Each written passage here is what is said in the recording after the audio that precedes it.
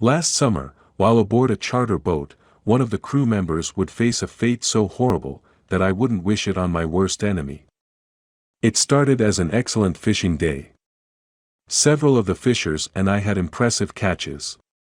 Sun shining, waves gently rocking the boat, and the crew being all calm. But then, out of nowhere, the atmosphere took a nosedive. One of the crew members, Jake, just disappeared. At first, we thought he was playing some weird game or pulling a prank. We looked around, calling his name, but no Jake. The captain got all serious, radioing for him, checking every nook and cranny on the boat. Panic started creeping in. We combed that boat like detectives on a crime scene, and there was no sign of Jake. It was like he vanished into thin air. The captain was losing his cool, and the rest of us were on edge, imagining all sorts of crazy scenarios. The weirdest part?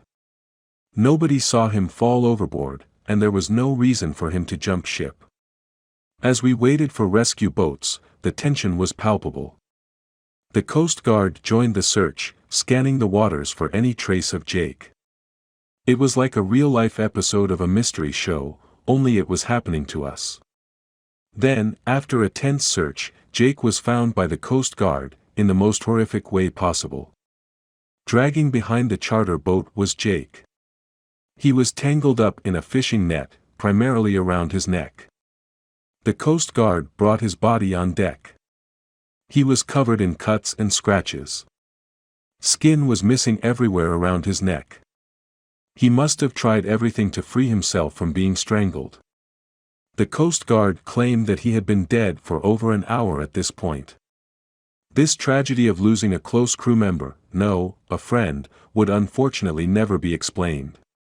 His death was ruled as a freak accident, which although fairly common at sea, never quite settled in my mind and heart. It is 7 months later and I will never be able to shake the image of the state he was found, out of my mind.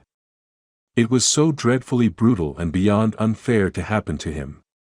He was such a good man.